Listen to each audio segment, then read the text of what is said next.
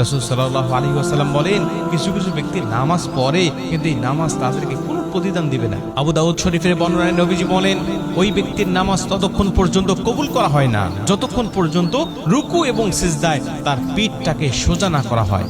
যে ব্যক্তি কুজু হয়ে সিজদা দেয়, রুকু করে এবং সোজা হয়ে দাঁড়ায় না, তাদের নামাজ আল্লাহর দরবারে কবুল হয় না। এবং আবু আব্দুল্লাহ আশআরী রাদিয়াল্লাহু তাআলা আনহু বলেন, আমি রাসূল সাল্লাল্লাহু আলাইহি ওয়াসাল্লামের সাথে বসা, সাথীরা বসা, অমন্ত অবস্থায় মসজিদের মধ্যে একজন ব্যক্তি অবস্থান করে। আবু আব্দুল্লাহ আশআরী রাদিয়াল্লাহু তাআলা আনহু বলেন, রাসূল সাল্লাল্লাহু আলাইহি ওয়াসাল্লাম সাহাবীদের সাথে মসজিদে নববীতে বসা, এমন্ত অবস্থায় একজন ব্যক্তি মসজিদের মধ্যে আগমন করলেন এবং তিনি নামাজ শুরু করলেন।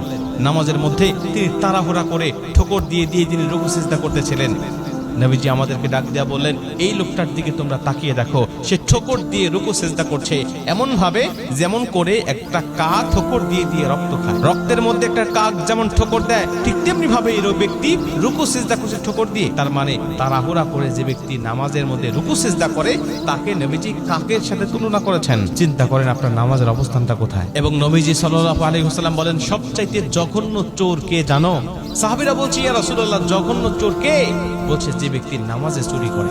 সাহাবীরা অবাক হয়ে গেলেন, নবীজি নামাজে কেমনে চুরি করে, নামাজের মধ্যে কেমনে চুরি করে? নবীজি বলছে, যে ব্যক্তি রুকু এবং সিজদা পরিপূর্ণভাবে আদায় করে না, ও ব্যক্তি রুকু সিজদা চুরি করলো, নামাজের মধ্যে চুরি করলো, আর এই ব্যক্তি হলো পৃথিবীর জমিনে সবচেয়ে বড় নিকৃষ্ট চোর। দয়া করে তাড়াহুড়া করে নামাজ আদায় করবেন না।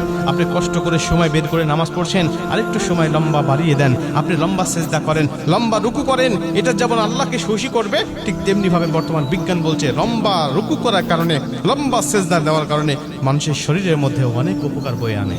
যে ব্যক্তি তাড়াহুড়া করে নামাজ আদায় করে, এক বর্ণনায় আসছে যে আল্লাহ পাক তাকে দারিদ্রতা চাপিয়ে দেয়।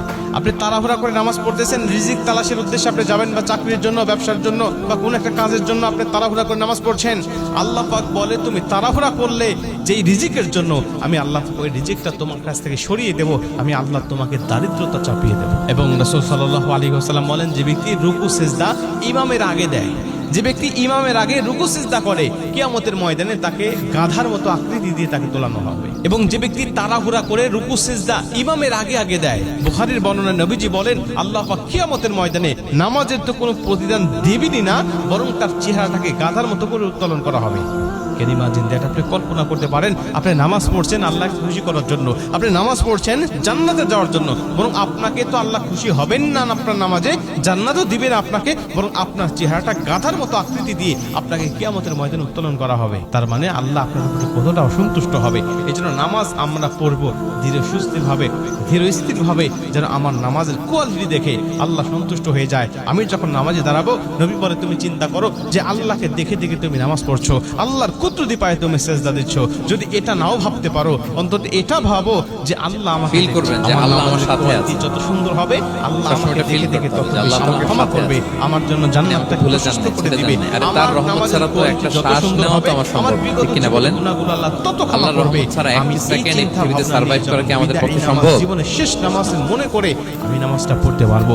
এই নামাজে তাড়াহুড়া আসবে না, এই নামাজে খুশি খুশি নষ্ট হবে না, তখন আল্লাহ পাক আমার এই নামাজটা কবুল করে নেবে আর আমি সফল হয়ে যাব। কদ আফলাহাল মুমিনুন আল্লাযীনা হুম ফি সালাতিহিম খাশিউন। নবীজি বলে, ওই ব্যক্তি হলো সবচেয়ে বড় সফল, যে ব্যক্তি তার নামাজটাকে সুন্দর করে ধীর স্থির ভাবে খুশু খুশুর সাথে আদায় করে।